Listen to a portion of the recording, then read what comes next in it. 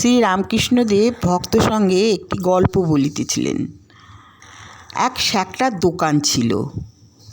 বড় ভক্ত, পরম বৈষ্ণব, গলায় মালা, কপালে তিলক, হস্তে হরিনামের মালা।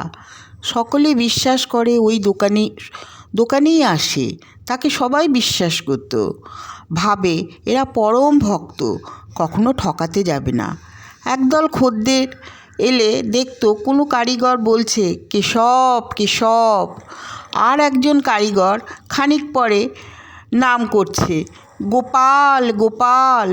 আবার খানিকক্ষণ পরে একজন কারিগর বলছে হরি হরি। তারপর কেউ বলছে হর হর। কাজে কাজে এত ভগবানের নাম দেখে খরিদ্দাররা সহজেই মনে করত এই স্যাকরা অতি উত্তম লোক।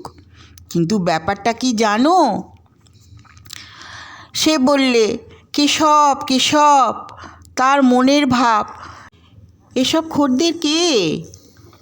যে বললে গোপাল গোপাল, তার অর্থ এই যে আমি এদের চেয়ে চেয়ে দেখলুম এরা গরুর পাল।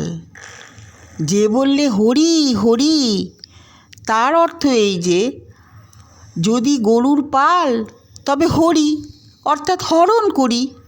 যে বললে হর হর, তার মানে এই তবে হরণ করো হরণ করো, এরা তো গরুর পাল। এই গল্পটি শুনে রামকৃষ্ণদেবের ভক্তরা সবাই হাসতে লাগলেন। ধন্যবাদ।